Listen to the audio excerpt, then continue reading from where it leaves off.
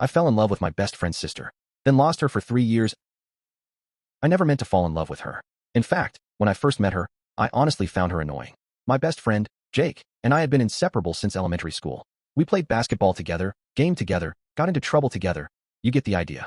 And every single time I went to his house, his younger sister Emily would somehow appear. She always had a sarcastic comment ready, always stole the TV remote, always found a way to embarrass us. If Jake and I were playing video games, she'd walk in and ask if we'd finally touched grass that day. If we were watching a movie, she'd spoil the ending. I thought she was the most irritating person on earth. She thought I was an idiot. At least that's what I assumed. Years passed. We got older. Jake and I graduated high school. Emily graduated a couple years after us. Somewhere during that time, something changed. Maybe it was because she matured. Maybe it was because I did. Or maybe I finally started paying attention. One summer evening, Jake invited me over for a barbecue.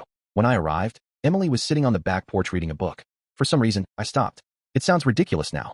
I had seen her hundreds of times. But that day felt different. She looked up and smiled. Not the sarcastic grin I was used to.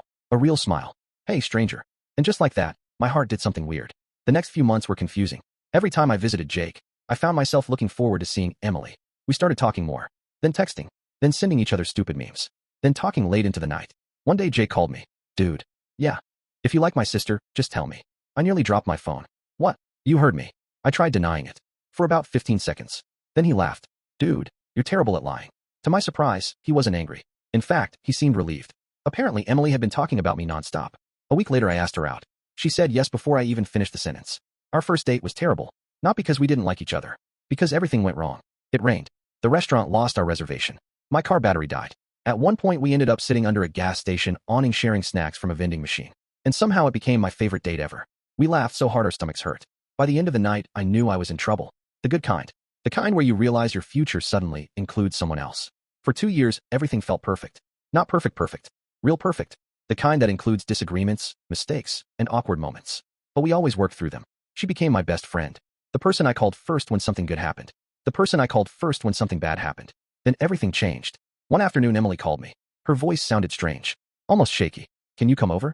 I immediately knew something was wrong. When I arrived, she was sitting on the couch crying. Her parents were beside her. That's when they told me. Emily had cancer. I remember hearing the words. I remember understanding the words. But my brain refused to accept them. Cancer happened to other people. Not Emily. Not the girl who laughed at everything. Not the girl who made everyone around her happier. The next year was brutal. Hospital visits. Treatments. Fear. Waiting. More fear. There were days when she seemed okay. Days when she smiled. Days when she joked about losing her hair before I did. But there were also terrible days. Days when she couldn't get out of bed. Days when she cried because she was exhausted. Days when I sat in my car afterward and cried too. One night she looked at me from her hospital bed and asked a question I'll never forget. If things get worse, will you still stay?